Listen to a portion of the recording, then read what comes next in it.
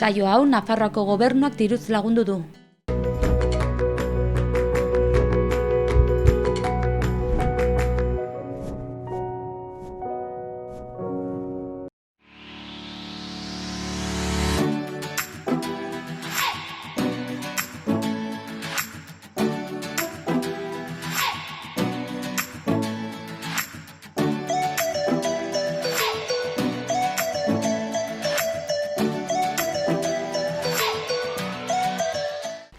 Arratsaldeon, gaurkoan bi elkarrizketa izango ditugu.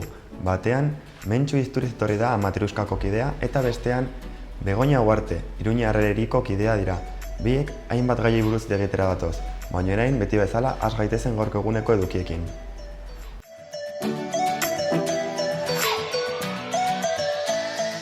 Gaurko efemerideak errepasatuko ditugu orain. 1887an, Guillermo Marconik haririk gabeko telegrafiaren sortzaileak irratia patentatu egin zuen.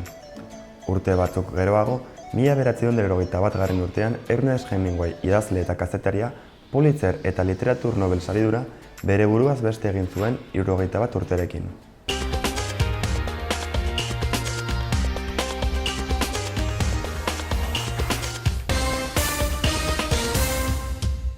Goazen gaurko titular nagusiekin.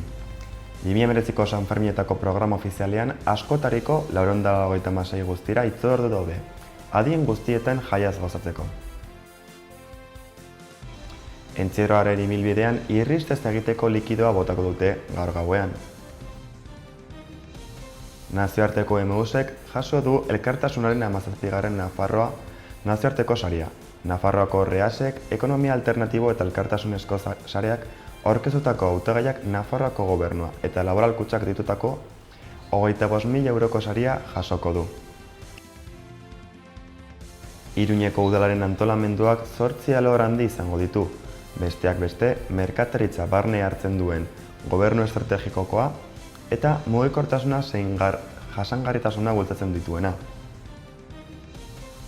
Errenta kanpaina aitortzaile kopuruaren eta diru bilketaren errekorrarekin bukatu da ekonomiaren hobekuntzaren ondorioz.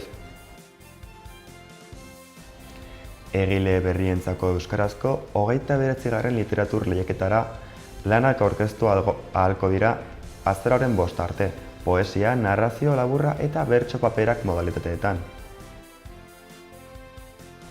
Noaingo batailaren 488. urteurrena gogoratu dute herri existentzialen mapean. Pamplonesaren 100 urteak ospatzeko kontzerturako sarrerak salgai daude gaurtik aurrera.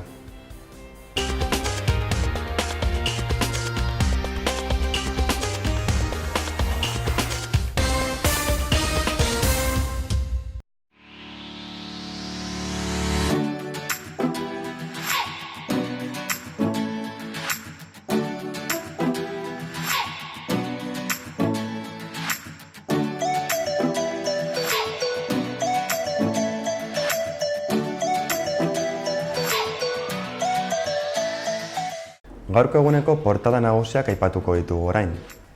Diario de Navarrak bere titular nagusian PSN geroa bai Podemos eta Ezkerrak gobernu programa baten idazketa bizkortu dutela azaltzen du. Argazki nagusian berriz, 1.000 manifestariek Hongkoneko parlamentua oldartu dutela nabarmentzen du. Alboko albisteetan, Navarra Sumak amei PFESA itzultzeko pleno bat eskatu duela aipatzen du. Gaur gaseko korralioak publikora irekiko direla aipatzen du ere. Bestalde, sare sozialak enplegua bilatzen dutenentzat arriskua suposatzen dutela nabarmentzen du ere. Azkenik, Sadar Estadioak kanpain honetan 1089 eserleku galduko dituela zehazten du. Diario de Notiziasekin jarraituz, berezaleko titular nagusian akordio klima 7 mahai sektoraletan gobernu programa osatzeko titulatzen du. Ostegunerako akordioa itxita eduki nahi dutela. Azaltzen du, baita Esparza gaur Madrilen bilduko dela Rivera eta Casadorekin. Alboko albisteetan, ogiaren kalitateari buruzko legea indarrean sartu da. Bestalde, osasunako abonoak 7 eta 12 euro igo egin direla nabarmentzen du ere. Beheko titularrean, San Ferminetan 12 agenteek Zaldiz Iruñeko parkeak patruletuko dituztela azpimarratzen du. Argazki nagusian berriz, Kondestable jauregian Nagore Lafatxeri eginiko omenaldiaren argazki bat ageri da. Ezkerreko albisteetan, Tuterako alkate berriak eta liberatuek 72.500 euro gehiago kobratuko dutela zehazten du. Bestalde, Volkswagenen 3. modeloren akordioak 50 enplegu finko eragin dezakeela iragartzen du. Azkenik, uztailera arte trafikoan hildako 14 pertsonetatik 5ek txirrindulan edo motorrean zihoazela azaltzen du egunkariak. Gara egunkariarekin jarraituz, Berriozareko titular nagusian, Loioko aireportuak udako lehen greba jaso duela nabarmentzen du. Alboan, Joseba Azkarraga sareko kideari egineko elkarrizketaren zati bat ageri da. Bestalde, Europar Batasuneko Justizia Tribunalak Komin, Puigdemont eta Junckerasen etorkizuna erabakiko duela azaltzen du. Argazki nagusian, Europar Batasuneko ardurak banatzeko saioak porrot egin duela azpimarratzen du Garak eta Junckerren argazki bat ageri da. Azkenik, Aita Marik Mediterranean pertsonak salbatzeko debekua errekurrituko duela zehazten du egunkariak ere. Berria egunkariak bere azalean, Aita Mari itsasontziko eta ongi etorriko kideak ageri dira. Erreskateen borroka juridikoa hasi dela tituluarekin. Migratzaileen kontrako politika salatute eta borrokan jarraituko dutela aldarrikatu dutela azaltzen du. Bestalde, Loioko aireportuan Aenako langileen grebak 20 hegaldi zestatu dituela aipatzen du egunkariak ere. Jarraian, Euskal Herria zuzenean jaialdiak 6.000 lagun batu dituela nabarmentzen du ere egunkariak. Obra estuz garen arrakasta eduki duela aipatzen du ere. Bestalde, Puigdemont eta Komin gaur europarlamentaria ezin izango direla aurkeztu zehazten du berriak. Eta azkenik, Aitor Atutxa aizkolariari eginiko elkarrizketaren zati bat eta autoberrien salmentak hegoaldean beheruntz jarraitzen duela azaltzen da azal nagusian. Euskal Herria Irratiaren azal nagusian berriz, ostegunerako programa akordioa erdietsi nahiko luketela nabarmentzen du. Elkarrizketetan dabiltzaten lau alderdien intentzioa plazaratu egin du komunikabideak. Bestalde, entzierroan ez irristeko likidoa gaur botako dutela zehazten du eta udan ere herritarrak odola ematera animatzen dutela azpimarratzen du irratiak ere.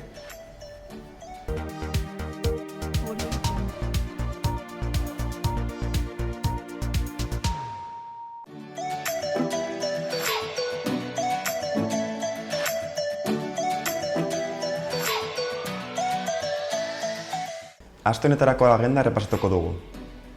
Gaur Gaztelu plazan, dantzak txistu eta gaitekin egongo dira. Arratsaldeko 7:00 gaueko 9:00 arte egongo dira. Sarrera librea da. Gaur ere, Kondestable jauregian Luis Azantzaren argazki erakusketa egongo da. Arratsaldeko 5:00 gaueko 9:00 arte. Sarrera librea da. Kondestable jauregian ere, 2019ko San Ferminen kartelak erakusgai egongo dira. Atxaldeko 5:00 gaueko 9:00 arte. Sarrera librea da. Larunbatean berriz, San Ferminetako jaiei hasiera emango dien txupinazoa jabartiko egingo da Udal plazatik. Eguerdiko 12:00. Sarrera librea da.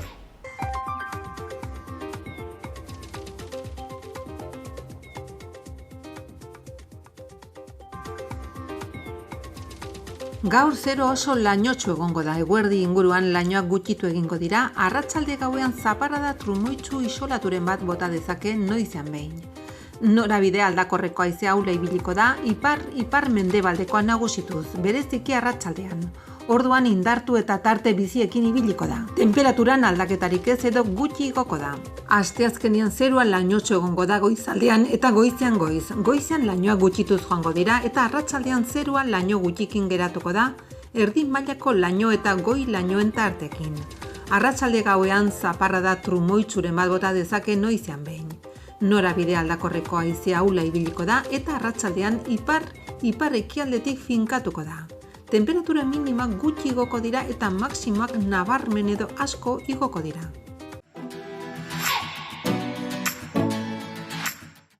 Gaurko albiste nagusiekin orain, Berriozarrekin hasiko gara. Ezohiko osoko bilkura deialdia egin du Berriozarreko udalak. Gaur asteartea atxaldeko 6:30 hasiko da bilkura. Bertan hainbat gai landuko dituzte. Udalbatzaren osoko bilkuraren maiztasuna, talde politikoen eraketa, informazio batzorden sorrera edota jaien aurrekontua eta programan hartzea besteak beste. Beste kontuetan, Sanferminetan Berriozarretik igarotzen duten bilabesak 24 orduz funtzionatuko dute. 16 eta 17 lineak 24 orduko zerbitzua eskainiko dute aurten ere. 16. lineak egunez 12 minutuko frekuentzia edukiko du eta 15 minutukoa gauez. Bestalde 17. lineak goizez 20 minutuko frekuentzia eta gauez 40 minutukoa edukiko ditu.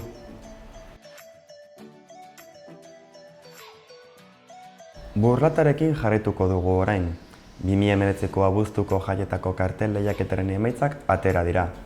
Oskar Monteroren Agurra kartelak lortu du garaipena bozken 69%rekin.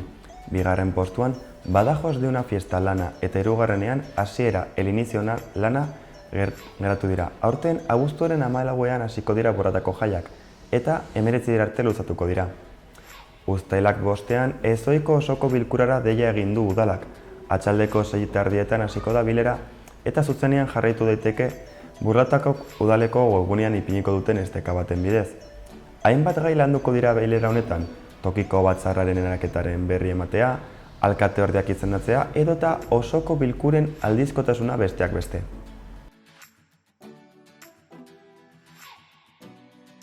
Orkoiengo albisteak orain. Kaiaba enpresako 130 langile kalean geratzeko arriskuan daude. Orkoiengo lantokia ixteko erabakia hartu du zuzendaritzak eta 130 langile gera daitezke kalean. Protesta egin zuten larunbatean Iruñeko kaleetan zehar. Kaleratzeak abuztutik aurrera egin nahi ditu enpresak eta 2021ko ekainaren 30 arte tantaka iritsiko lirateke. Iragarri dute ustelaren 15etik aurrera greba mugagabea eginen dutela irtenbiderik izan ezean. Iruñeko albisteekin amaituko dugu albistegia. Nagore Laffach omendu dute Iruñean bere hilketaren 11. urteurrenean. Kondestable jauregian egindako aktuan, Lunes Lilas, familiarrak, politikariak eta hainbat pertsonek omendu zuten gaztea. Jendetza bildu zen jauregian non leloak, musika antzerkia eta poemak irakurri ziren. Komunikabideak Iruñeko eraso sexisten kontrako kanpainara batu dira. Hainbat komunikabideen ordezkariek Iruñako udalaren eraso sexisten kontrako kanpainara batu egin dira baterako argazki batean.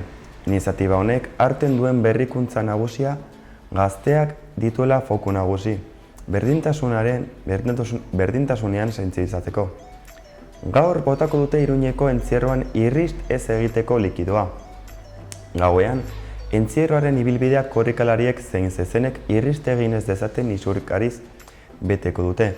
Duela 15 urte hasi zen sustantzia berezia lurzuran botatzen eta segurtasun handiagoa eskaintzen du ibilbide osoan erorikoak asko txikitu direlako.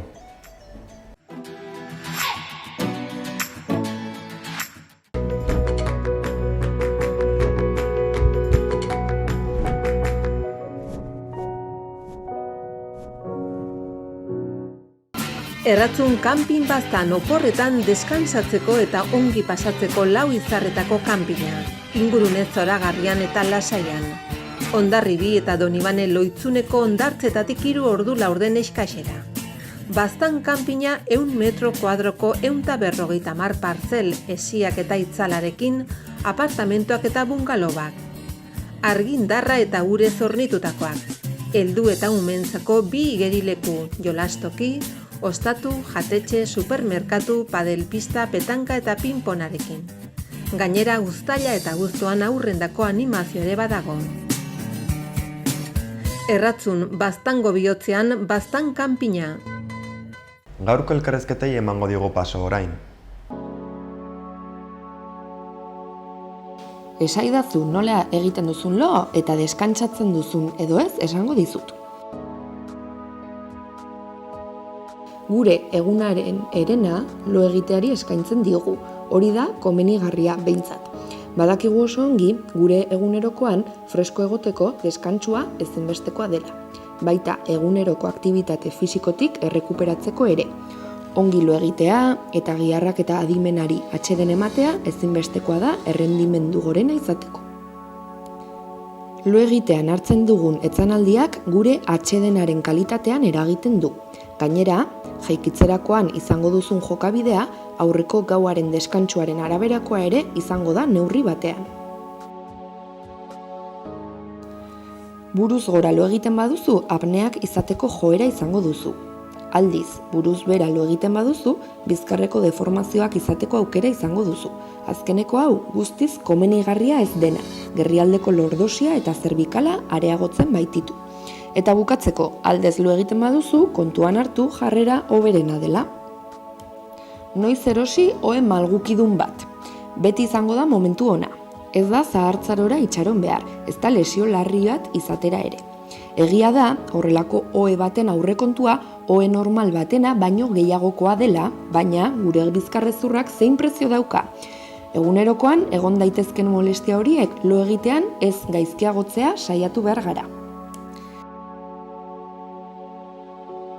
Zeintzuk dira onurak? Hanka nekatuen berreskurapena, odol fluxuaren hobetzea, gerrialdearen eta sakroaren atsedena, zurrunka eta apneak desagertzeko laguntzen du, hiato herniaren arazoetan laguntzen du, besteak beste. Ohe malgukidun batekin gure koltsoiaren ezaugarriak hobetuko ditugu. Atseden sistema on bat, 3 elementu hauen kombinazioan oinarritzen da, koltsoia, somierra eta burkoa. Aukera on baten garrantzia. Dudarik gabe, personalizazioa da giltza. Zure ohea modu egoki batean aukeratzeko, faktore desberdinei kasu egin beharra zaie. Gorpuzkera, zure morfologia egitura, adina, temperatura giroa edo gorputzaren temperatura. Horregatik, konfiantza, profesionaletan bakarrik ustea ezinbestekoa da, beraiek izango baitira aukera hoberena hartzera lagunduko zaituztenak. Gauean etzanaldi erosoa mantentzea beharrezkoa da, egunean fisikoki eta mentalki gastatu duguna berreskuratzeko. Gure gomendioak. Bizkarraren mina askotan etzanaldi ez zuzenaren ondorioa da. Etzanaldi oker bat denborarekin lesio edo hernia bat izan daiteke. Minari aurre egiteko gure gorputzak posizioa aldatzen du, defentsa moduan, eta gertaera hau ez da egokiena. Ohean deskonektaturik gaude, koltsoiaren baitan. Morfologikoki, ohea gure gorputzaren moldea izan behar da. Helburua, loaldi egoki bat eta atsedena lortzea da. Kirol munduan ibiltzen direnentzat kontuan izan, ez dugula deus lortuko, egunez zainduz eta gauez edozein modutan lo eginez. Gogorarazi erreportajean ikusi duzuena eredu txiki bat dela. Konpromezurik gabe hartuko zaitugu, zuen zain gaude.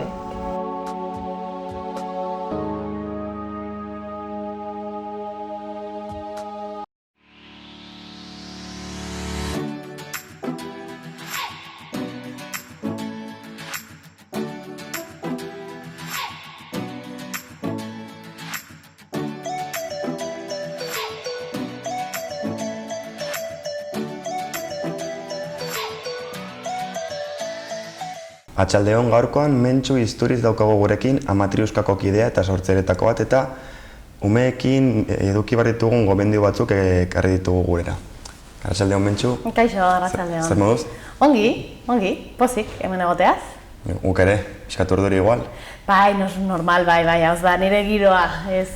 Bueno, bai, hasiko gara zure giroari buruz hitz egiten. Kontigu zu, Amatriuska zertan datzan zentro, zer egiten dituzute, zer motatako lan egiten dituzute bertan? Bale, Amatriuskan gehien bat lan egiten dugu ume jaio berri eta lehenengo 2 urte horiek familia giroan. Azkenean lan egiten dugu familiekin. Azkenean hau sortu zen ni ama izan nintzenean lehenengo aldiz, 2 ditut. Bueno, nire munduan kasgora jarri zen eta sortu zitzaizkidan beste behar batzuk, beste informazio mota baten bilaketa hasi nintzen. Eta 2014 urtean hasi nintzen lehenengo aurrera mailekin, pixka bat eta zeinu hizkuntzarekin, tailerrak egiten familiekin, aholkularitza zerbitzua. Hori biltzen nintzen Nafarroa osotik nire motxila aurrera mailez beteta, nire panpina beso azpian, eta gora eta bera.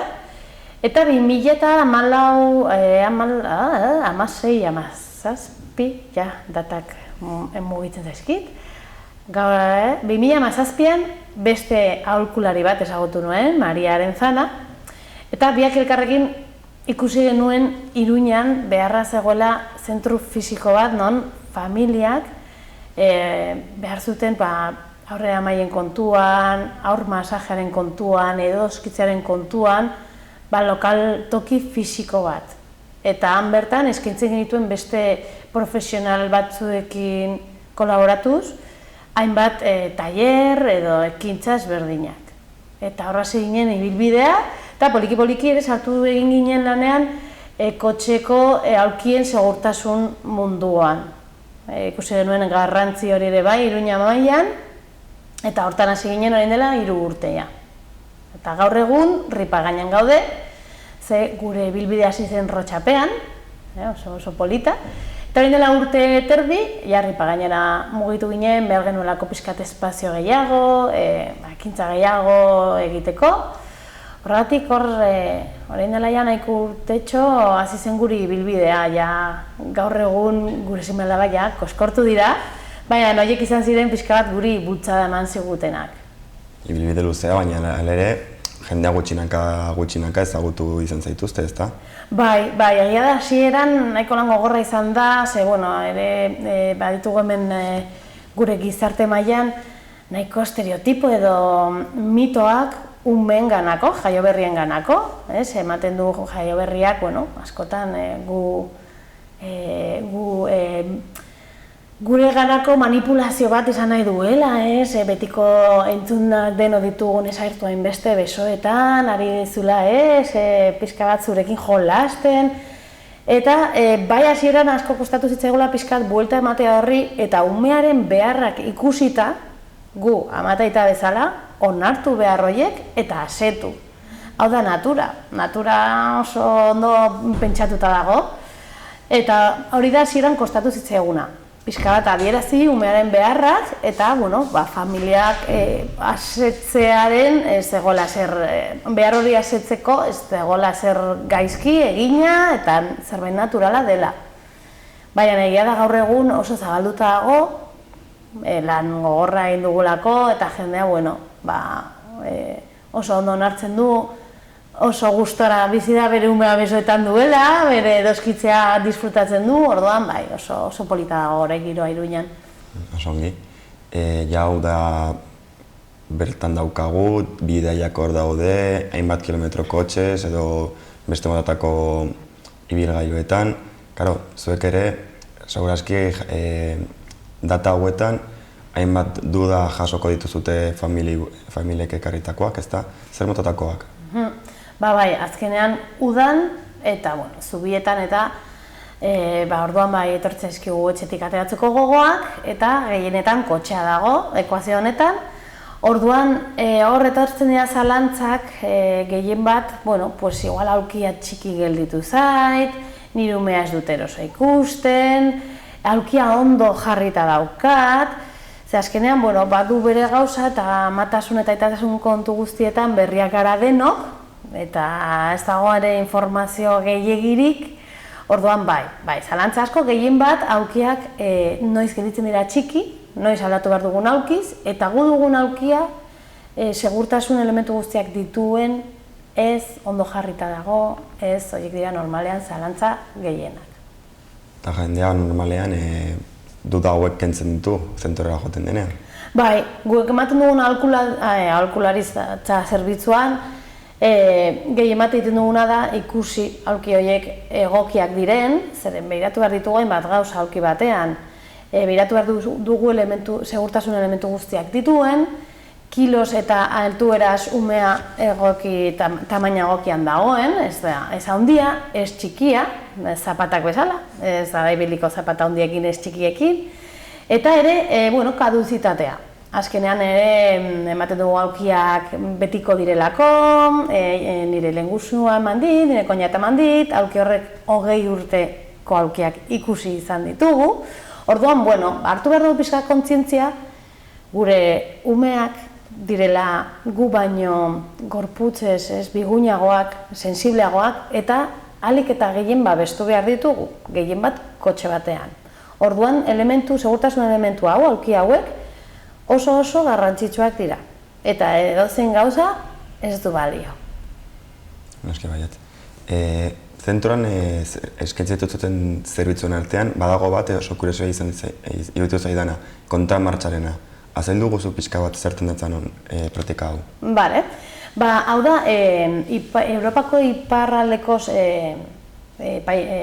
herrialdetatik etorri den segurtasun sistema bat, non umeak ahalik eta gehien gutxienez 4 urte, zentzuaren kontrako martxan dijoazte. Hemen asko zabaldoa dago lehenengo grupo 0a kontramartxan, baina gomendagarria da luzatzea, gutxienez 4 urtez. Honek emarten digu segurtasun gehiago kotxean. Kontua da, ume bat aurreraka begira doanean, kotxean arnez batzuekin, frenadaren bat edo bultzadaren bat balima dago kotxe horretan, umearen gorputza gelditzen da erabat helduta eta bere burua aurreraka mugitzen da dezelerazio hori jasatzen duelako gorputzean. Ume hauek ez dute garatuta bizkarrezurra. Orduan, burua aurreraka gorputza aulkian helduta, lepoak hartzen du kriston indarra, kriston kolpea, eta hori mingarria izan daiteke. Kontramartxan joaten bagara, umearen bizkarrezur guztia eta burua, aulkiaren eserlekuaren kontra apoiatzen da, eta ez du jasatzen inongo tensio punturik. Orduan, segurtasun modu honen helburua da, edozein istripuetan, lesion 0 esaten dena. Osea, umea erabat onik ateratzea. Hori da kontramartxaren helburua, eta ikusten ari gara herrialde horietan horrela direla. Umeen errepidetako heriotz tasa oso bajua da. Oso benteletsua da dirudi, bai. Gaur egun normatibak zer dio honi buruz? Estatu mailan normatiba nahiko eskasa da. Ze azken finean, estatuko fabrikanteak oraindik ari dira lan horretan, orduan ere ikusten dugu normatiba eta fabrikazioa azkenean beti eskutik joan behar dira. Nahiko eskasa da. Bakarrik behartzen gaitu lehenengo aulkian, grupo 0 edo hemasikosia, ezagutzen ditugu izen askorekin, 15 hilabete arte derrigorrezkoa kontramartxan joatea. Baina oso eskasa da normatiba hau. Ikusten dugunez, beharrezkoa litzateke gutxienez grupo 0 bat kontramartxan izan beharko litzateke. Gomendagarriena da gutxienez 4 urte eta ahalik eta gehienez, ahalik eta seguruago. Baina normatiba gaur egun eskasa da eta tendentzia da poliki-poliki aldatzen joango dela. Hori ikusten ari gara. Baina aldatuko da familiak aldatzen dugulako.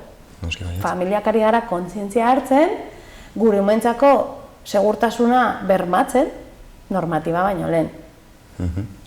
Ja, pixkat kotxea alde batera utzita, beste mototako gomendiak ere eskaintzen dituzute, umeak eramateko, adibidez aurrera maile eta kontigu zu pixka bat ere. Bai, azkenean ere erraminta oso potentea da. Umeak behar du kontaktu hori. Gure jaio berriak, bere lehenengo mundua amaren sabela eta gero, da besoetan.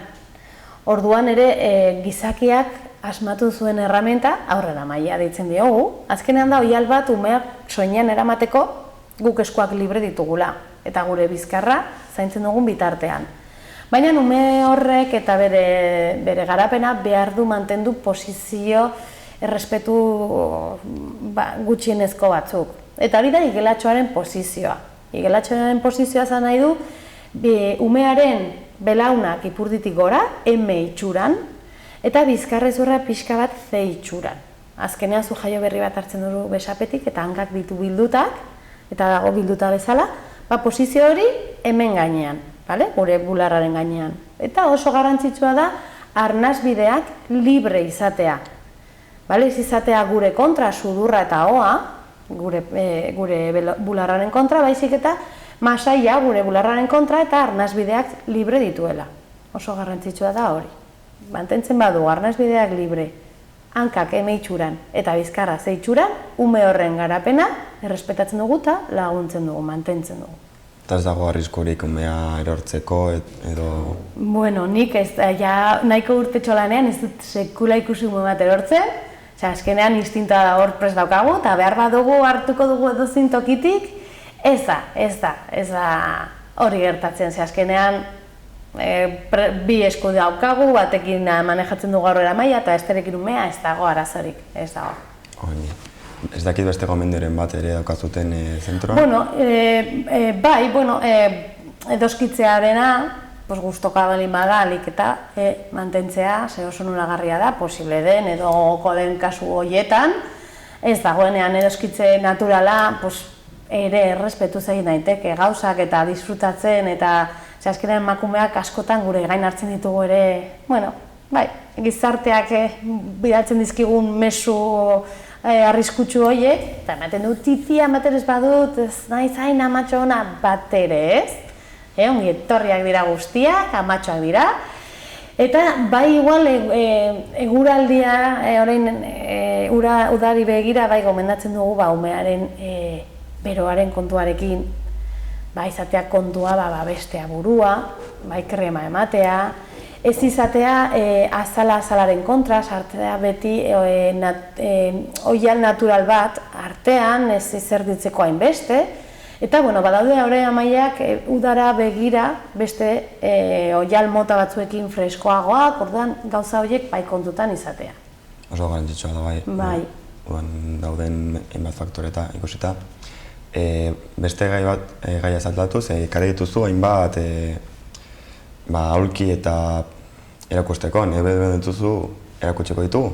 Bai, dira, irudi batzuk grupo desberdin batzuetan, eta pixkat azaldu zein diren igual familia artean egiten ditugun ohiko desjakintasunagatik, hobetu daitezken gauza batzuk erakustea. Erakutsiko ditugu.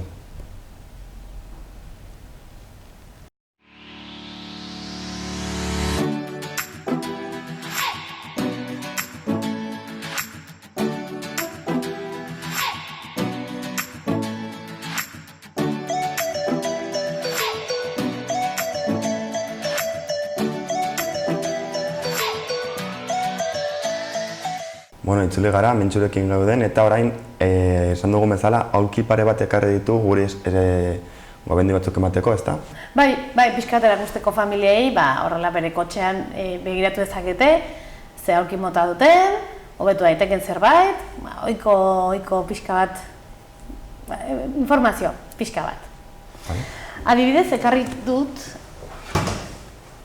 Grupo Zeroa, deitzen dena, jaioberrientzako aulkia, eta lehenengo hilabete urte terdira. Hau bai, legeak esaten digu, joan behar dela, martxaren kontrako zentzua. Baina hemen, normalean, aulki hauek badaude zinturoiarekin joaten direnak. Baina oso ohikoa da eta ikusten dugu, hemengo hau, gaizki deitzen diogun asa, ez da asa bat berez. Hau beti zabalduta eraman behar da, eta honen funtzioa da arko antibuelko. Hau, zinturoiarekin helduta doa, hemen daukagu esertokiaren atzeko partea, eta frenazo bat balin badago, honek frenatzen du aulkia. Hau, kenduta balin badago, azkenean, umeak ez dago hain babestua. Orduan puntu bat nahiko garrantzitsua da beti, hau zabalduta eramatea. Eta egia da hau ezagutu arte, oso ohikoa da ez eramatea irekita. Orduan hemen daukagu aulki bat non bakarrik ditugu bi elementu segurtasun, arko antibuelkoa eta zinturoia. Baina hau hobetu dezakegu. Azkenean aulki batek 3 segurtasun elementu baditu, segurtasun guztiak ditu. Hemen daukat. Adibidez, base bat, non aulki hori jartzen da, eta hemen ditu 3 segurtasun elementuak. Lehenengoa da isofixa, kotxeetan dauden instalatzeko sistema batzuk, edo zinturoia, bigarren puntua behar duguna segurtasun elementua da arko antibuelko, eta 3. hanka. Gure kotxeko aulkiak balin baditu 3 elementu hauek, erabat segurua da. Balin baditu bakarrik bi, segurua da, baina izan dezake beste bat. Okay. Orduan, alik eta elementu gehiago, alik eta seguruagoa. Aulki hau. Hala da, bai. Bai? Hau da, grupo 0. Badaude ere merkatuan grupo 0 bat, jaiotzatik 4 urtera artekoak, 18 kilo artekoak, eta badaude akontramartxan 25 kilo arte joateko aulkiak. Adibidez, aulki hau. Hemen umeak joan daitezke 25 kilo arte, 5 urte inguru arte. Eta hau da, azkenean, gomendatzen duguna guk alik eta denbora gehien eramatea. Aulki honetan, kontutan izan behar duguna, hementxe dugun pegatina hau. Plus test. Plus test hau, asmatu zuten iparraldeko Europako estatuak, hasi zirena segurtasun sistema honekin, ikusita Europatik igotzen ari ziren normatibak zirela eskasagoak. Europa sartu zirenean, normatibak horiek sartu ziren, eta beraien segurtasun sistema baino askoz eskasagoak ziren. Orduan asmatu zuten Test Plus izeneko segurtasunaren kalitatezko zigilu bat, horrela hango familiak pegatina hori ikusita bazekiten aulki hori. Lehenengo gauza, martxaren kontrako zentzuan zirela, kontramartxa, eta segurtasun elementu guztiekin. Oso zorrotza da zigilu hori, orduan hori izan zen pixka bat normatibari buelta emateko, familientzako azkenean gia bat. Igual ez dakizu gehiago alki buruz, baina ikusten baduzu plus test, badakizu dela oso segurua. Eta hemen oso gorratu dago pegatina hau? Hemen gehien bat goitik etortzen zaizkigun aulkiak. Noski. Bai, gehien bat dira Norvegakoak, Sueziakoak, hango markak dira. Eta, hemen estatu mailan poliki ari dira. Eta zentroan ere saltzen dituzute aulki hauek? Bai, baditugu ere bai, saltzen ditugu, baina beti guk gure funtzionatzeko modua guztian beti da probatzea. Osea, azkenean bai gara salmenta puntu bat, baina ez dugu bakarrik saldu. Nahi dugu, garen moduan, aholkularitza eman, probatu. Eta ikusten dugunean dela, bai aurora maile, bai aulki egokia, familia eta ume horrentzako, orduan, bai dago aukera horre erosteko.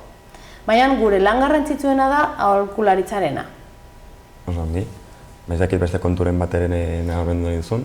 Ez, printzipioz, hori, 3 elementu segurtasunak eta zentzuaren kontrako aulkietan dagoen garrantzitsuena, ze barruan gure seme-alabak daude, eta haiek azkenean dira gure bizitzan gehien babestu behar ditugunak. Asiki nire gomendioa da kontramartxan joatea. Oso ongi, mentxu, mila esker ekarri dituzun gomendio hauek oso interesgarriak iruditu zaizkit, oso interesgarriak ditugu dira segurozki audientzari, eta beste batetan ere etorri nahi baldin baduzu, ongi etorria izango zara. Bale, eskerrik asko zuei. Mila esker.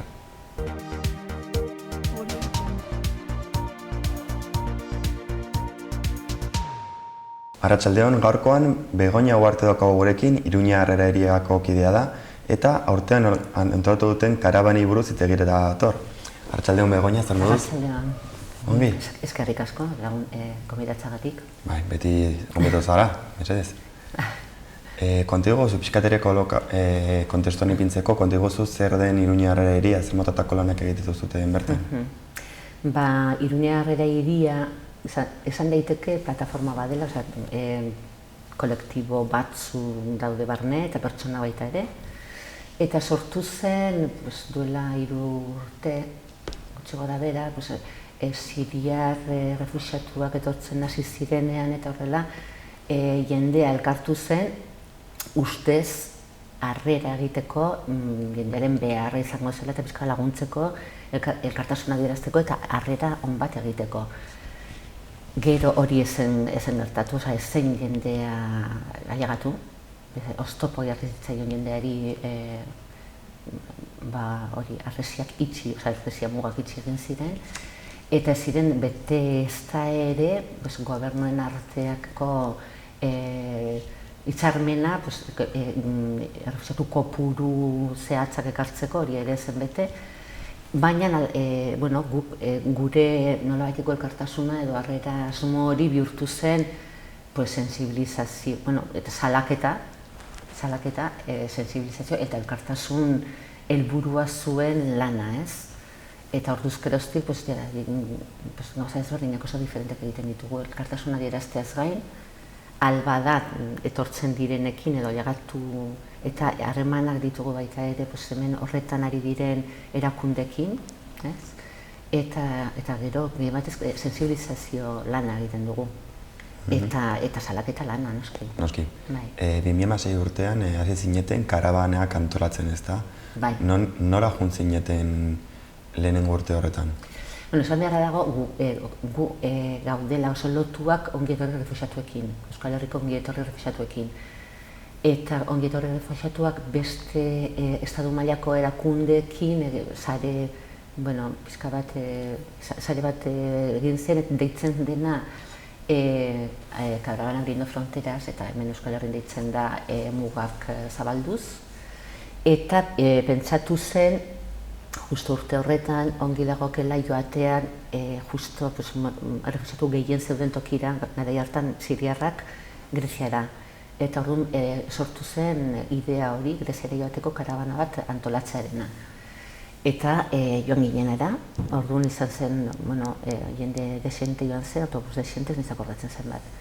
Eta oso esperientzia ona izan zen, tokian tokiko arazoak eta ezagutzen dituzulako, eta jendea eta kanpamentuak.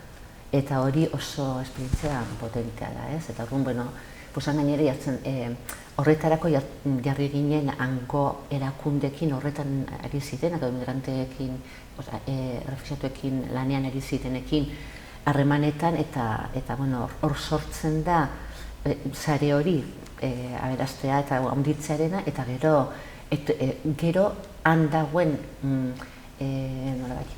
han gertatzen denaren altabozak izatea onera etortzen garenean, ez?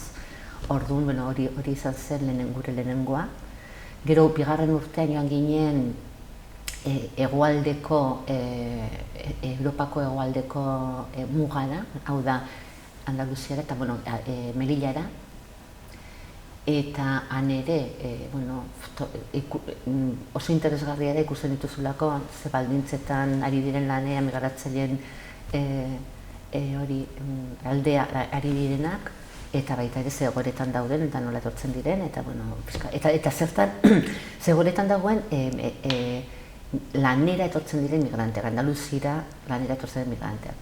Hirugarren urtea, oso laburtuta esaten ari natzaizu, baina hirugarren urtean izan du ginen Italian, hau da, iaz, eta Italia eta Frantziako mugetan dauden migranten laguntzarako dagoen jendeetan eta erakundeak. Gero izan du ginen baita ere Sizilian, eta han egon ginen Riatzen, Riatze da Domenico Lucano alkate izan zen herri bat, non harrera izan den harreraren eredua, ez? Hasieran hiltzear zegoen herri bat eta berpiztu zena eta 100 nazionalitateko jendea bizi zena, orain berriz eskuinera pasatu dena. Eta, Italia bilakaera hori izan du, nola bat ez, oso ezkertara eta harrera herria izatetik, orain eskuindarrak erekin ez, pasatu da izatea, oztopo gehien jartzen, nola bat migrazioa izan da haien politikaren ardatza, ez? Eta hori, debekuak eta ikusi da, gero hitz egingo dugu, baina nola debekatzen dute baita jendea salbatzen duten, Mediterranean salbatzen duten jendearen lehorreratzea, ez?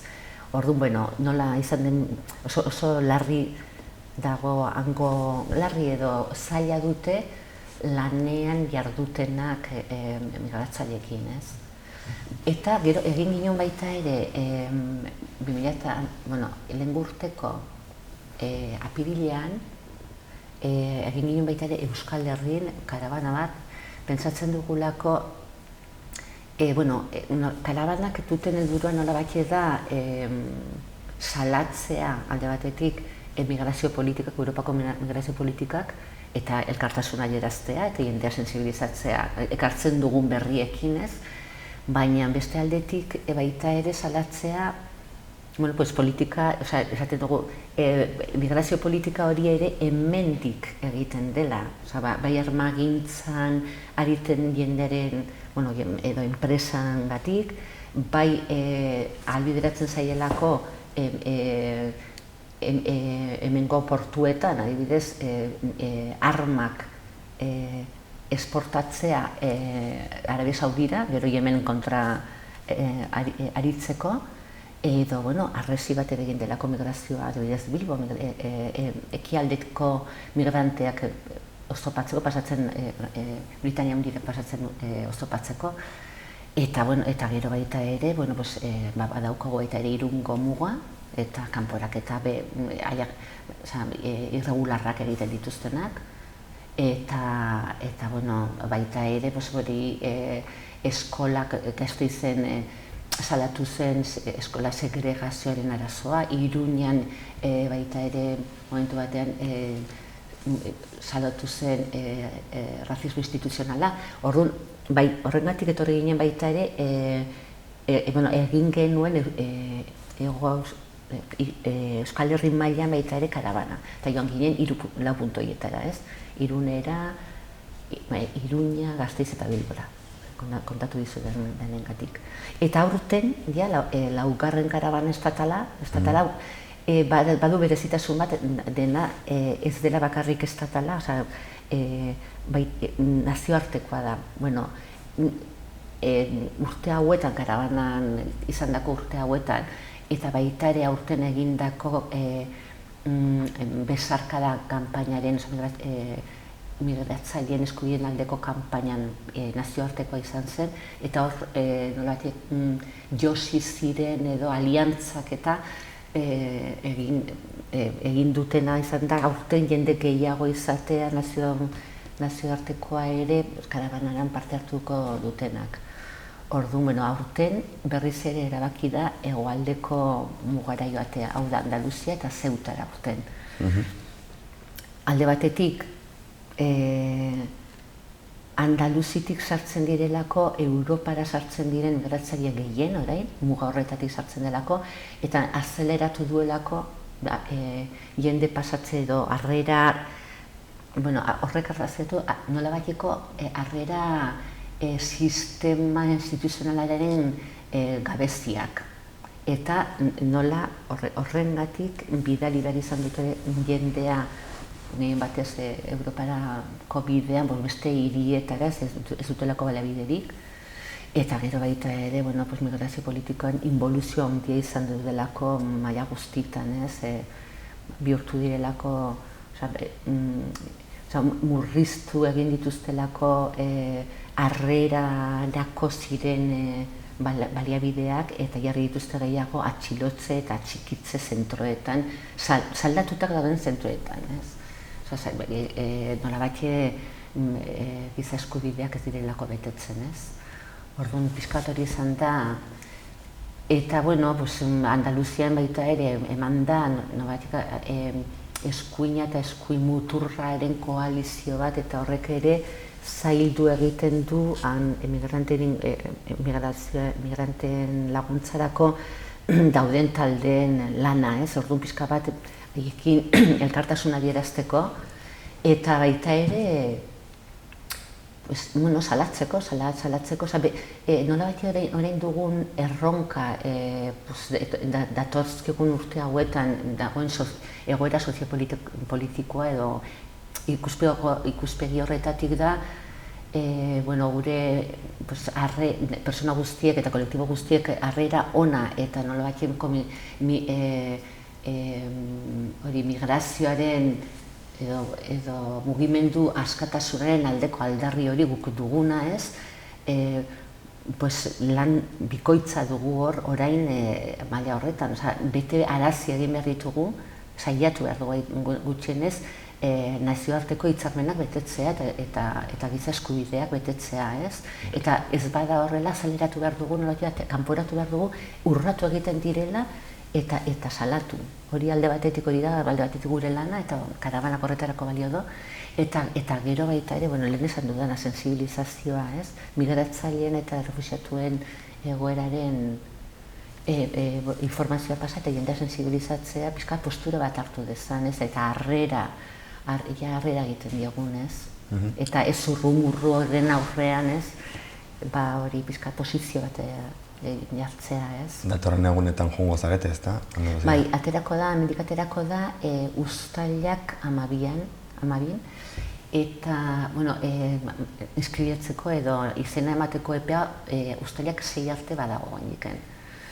Eta aurten pasatzen ga, Granada, Motril, Tarifa, Ceuta, Algeciras, Jerez, Sevilla, Lepe eta Huelva. Huelvako hortuak ikustera eta bizkara salatzea, hango emakume gehienak izaten dira Marrubin, Sasoierako emakume migrante marrokiarraren lan baldintzak bizkara salatzea eta baita ere haien kontrako asko ematen diren sexu abusuak edo, indarkeria, hori salatzea eta pixka bat elkartasun ematea, han lanean ari diren horrekin babesa ematen dien taldei, ez?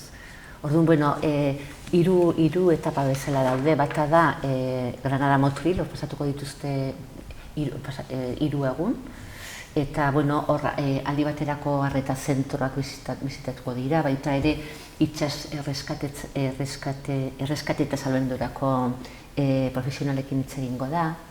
Gero zaitasunak dituzten benetako harrera egiteko.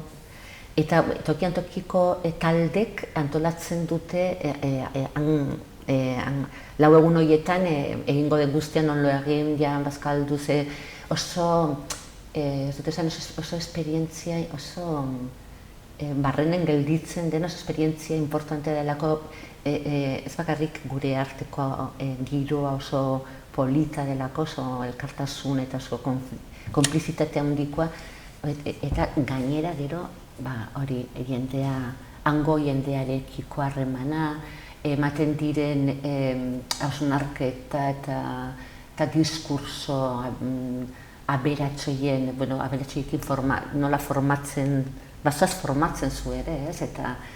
Eta indarra sentitzen, hori nolabait zabaltzeko hango berri. Eta, hori Granada eta Motrilen, gero bigarren eta Tarifa, Algeciras, Ceuta eta Jerez. Eta, gehien batez Zeutan atzerritar barneratzeko zentroak salatzeko, salaketak asko egin dira, eta baita herriaren defendatzailearenak era oso egoera larrietan bizi direlako hango gehien batez han daudenak, zentroietan daudenak, eta asko baita ere adingabeak. Eta gero, hirugarrena da Huelva da bizitatzen lehen esan dudan emakumeen pixka bat elkartasuna adierazteko. Hori da laburbilduz. Hala ere lan mardula daukazute. Bai, lan mardula da, bai. Eta oso esaten dute, oso interesgarria eta oso ez aitortzen za indarrez eta aberaztuta, ez? Noski. Karabanaz aparte, hala ere, beste hainbat kontu salatzen dituzute baita ere, eta justu orain uste dute bizpairutan ere murgilduta zaudetela, ez da? Bai. Alde batetik beste erakunde batzuekin batera, bizka bat arrazakaiaren kontrako erakundekin batera, elkartu ginen Huerta de Peraltako langile, ez da bakarri langile horreri, langile batzu jarri zaizkie isunak eta baina badago marrokiar bateri leporatzen diote autoritateren aurkako nola deitzen da hori, txinparkatu, autoritarian aurkako atentatua, claro. Eta hori leporututa 2 urteko espetxe zigorra eskatzen diote 2005ko euroen isuna, eta gurutzatzen delako hor atzerritarren legea, Abdenabi gehitzen dena, marrokiarra, 5 urteko kanporatzea estatutik. Orduan elkartu ginen eta erabaki ginen kanpaina bat plazaratzea eta ja horretan gaude, eta kanpainarako egin dugun lehenengoa da manifestu bat plazaratzea eta ja dagoeneko, ez dakit, zeren hori asteleheneko berriak ditut, baina atzoko ez ostiralekoak. Eta ja baziren jaia 600-etik gora kolektibo sinatu zutenak eta pertsonak ere bai, eta ez bakarrik hemengoak kanpotik ere, eta Tangerretik adibidez, Elena Malenoren taldea, Caminando Fronteras, edo Ginebratik, Italiatik, toki askotik etorritako sinadurak eta elkartasuna ez. Eta zer da manifestoaren bitartez laburbilduz baita, zer da esaten duguna, nola batxe hauen borroka sindikala, izan dela klase borroka eredugarria, zer izan da oso klase batasunaren eredu nola batxe izan da, ez? Eta lortu dutena, langile guztiek lortu duten zerbait da, lortu dute kanporatutako, esan beharra dago, hauen borroka, huertateko borroka duela urte bat edo gehiago hasi zela, oso baldintza kaskarretan egiten ari zirelako lana, bai lan orduak oso luzeak, 13 ordutako lan orduak, kontratuak baita ere oso kaskarrak, lortu zen bere borrokakin, hori bere errebendikazioak kontutan hartuak izatea, baina horrek ekarri zuen errepresioa. Eta errepresioa izan dira isunak, eta, isuna desente, ezak zenbat, hemen dauketa puntatuta, non batxe, zenbateko isuna, baina, ezak zenbat pertsenegi eta euro desenteko isunak, eta gero, honen lehen esan dudana, eskaera.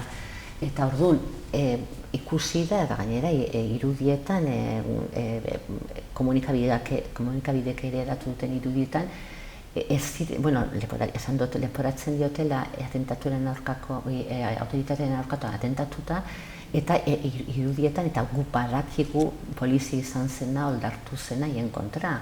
Eta violentzia erabilizu dut makarrak haiek izan zirela, eta la ere leporatzen diote berari hori, ez?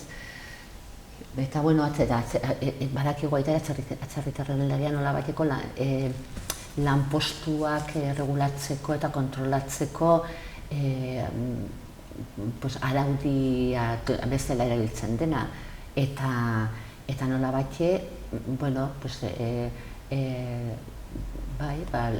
lan postu edo eskulan merkeak eskuratzeko eta baita ere erabiltzen da antolatzen direnak, egin batez atzerritik etortzen direnak, antolatzen direnak eta haien eskubideak defendatzeko, haien borroka hori eragoztea horretarako tresna da, ez? Eta hor gurutzatzen dira zigor kodea atzerritarren legea eta baita ere mozal legea, eta egiten da nola baiteko ez dakit, nola esan, legezko enkajea edo ikuntza edo horrelako isunak, gehien batez horrelako isunak albideratzeko, eta isuna bada 2 urtetako baino gehiago legeak dio, atzerritarreak dio, kanporatu ditekela, ez? Orduan, horren aurrean esaten dugu pertsona, hori Abdenabi gurekin nahi dugula, gurekin lanean, gurekin borrokan eta libre nahi dugula, ez duelako inolaz ere, inolako delitua bete edo egin, ez? Eta bihurtu nahi dugula gure herria, harrera herria, benetako harrera herria, eta kanpotik etortzen den edonor gure gizartea aberastu egiten duela eta klase borrokare bai, eta orduan eskatzen dugula nola bai, bertan bera utzi daitezela beren kontrako jarritako hori ez, izunak eta hori alde batetik, eta bueno, hori Abdenrabiren kanpainan, manifestua zabalik dago eta orduan eskatzen dugu sinadurak, gero egingo diren ekintzetako abisatuko dugu zein diren urrengoak, saia pentsatzen ere gaur baina ez ditugu zehaztuak, hori alde batetik, eta gero beste aldetik esan nahi nun baita ere gaur arratsalderako badugula paperak denontzat zorrazismo eta Iruña Harrera hiriak deitzen duen konzentrazio bat udaletxe plazan atxaldeko 8:00 Karolaren, Sea-Watch kapitainaren atxiloketaren kontra berarekiko elkartasuna eta aske utz dezatela eskatuz ez. Hori da, orain gauden hori, bi karabana Abdelrabinen aldeko kanpaina eta Karola askatu kanpaina horretan gaude murgilduta, ez? Bai, azken finean, Huerta de Peraltako kasua hainbat hilabete luzatu zen greba izan zen, oso gogorra, poliziak violentzia erabili izan zuen, lab sindikatua bitartean egon zen, eta azkenean lortu izan zuten beren kondizioak hobetzea. No, eske hauek hasieran hasi ziren pizka mugitzen eta baina sindikalizatu zirenean haiek orduan hartu zuten nolabaiteko indarra eta hori klase batasunaren izaera hori eta orduan oso indartu egin ziren eta borroka oso haiek esaten dute borroka asko zemotzagoa izan ziteken benetan enpresak erantzun izan balu asko zelenago, ez? Eta bai, lorpen handiko borroka izan da, eta esaten dute beste enpresetako langileentzako ere onuragarria izan dena, nolabaiteko hitzarmenak betetzen hasi direlako, ez? Eta lan baldintzak hobetzen hasi direlako. Eta gurisa da, hori, lehen komentatu duzun bezala, Karola Raketen kasua, elkartasun osoa adierazten digu. Batez ere, Mediterranean sarraski bat egiten ari delako, bat urteetan zehar, batez ere, hori, jendea hiltzen ari delako ozeanoan. Bai, pentsa, deitzen da horrela ditzen zaio orain nekropolitika, eta ez da hiltzen ari direla baizik eta Europako batasunak hiltzen uzten ari delako, edo zuzenean hiltzen. Esan nahi dut, ailegatu garela momentu batetara non gizatasunaren balorea reivindikatu behar den, pentsa. Esaten dute, ilegala dela bizitzak salbatzea. Hori ikaragarria da. Oso. Ikaragarria da. Ilegala behar denean izan, ez salbatzea. Justo kontrakoa. Justo kontrako, hiltzea, ez? Eta orduan momentu horretan gaude. Horregatik da importantea jendea sensibilizatzea, jendea informatuta izatea eta benetan gertatzen ari dena eta heldu zaigun Europatik heldu zaigun eta hemen ere badagoen eskuindarraren eta indar neofascistaz deitu ditezkeen diskursoak diskursaren aurrean plantatzea eta esatea ez guk, haiek eratzen dituzten zurrumurraren aldeak, esatea hori ez da egia, ez?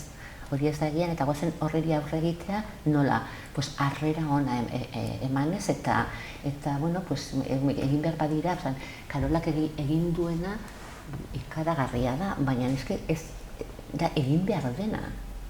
Horrelako egoera baten zaudenean, edo beste, zazen edo bide horretatik jo behar dugula. Eta desobeditu behar baditugu guretzak legezkoak ez diren legeak, desobeditu beharko ditugu. Eta obedientzia eman giza eskubidearen aldeko jarrerei. Hor dago ere Aita Mari Antxasontziaren kasua. Gauza bera, ez diete uzten hori salbamendurako lanean aritu, eta orain itzuli dira joan ziren Greziara bestelako lan motak egitea, eta itzuli dira, eta orain esaten dute saiatu behar direla bide administratibotik debeku horiek gainditzen. Hemen hori itsasontzia konpontzen ari den bitartean tramite guztiak legalak egiten, ez? Aita Mari eta Openar zerdin. Eta hori da Espainiako estatuaren debekua. Hori da. Ez dela bakarrik Italiara joan behar. Eta hori ere bi hilabetetan zehar astelehenero salatu dugun elkartzen ginen kontzentrazio batean hori salatzeko, ez, debeku hori horren kontra, ez. Hori ere, egin dugun beste lan bat izan dela, ez. Era bateko hortan egon behar dozu, iaia. Begoña, ez dakite karabana pasata beste proiekturen batetan egongo zareten lanean, edo oraindik ere... Oraindik ez dugu deus ere, orain hauetan eta seguro baiet hartuko garela. Ez dago gelditzerik. Zorte hona opa dizuegu, hainbat hauetan lan oso mardula daukazutela aurten eta segurazki latzez hurrengo urteetan. Ikusten, seguro baiet. Eta beste batetan ere, etorri zaitezke, esperientzak kontatzera eta beste gai buruz hitz egitera. Eskerrik asko, zuritzagatik. Mi esker. Zuri.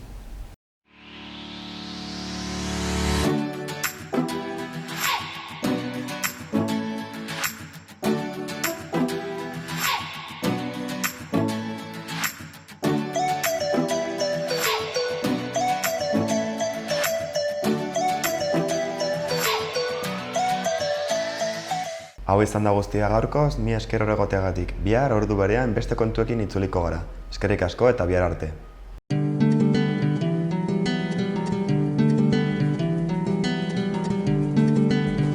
Saio hau Nafarroako Gobernuak diruz lagundu du.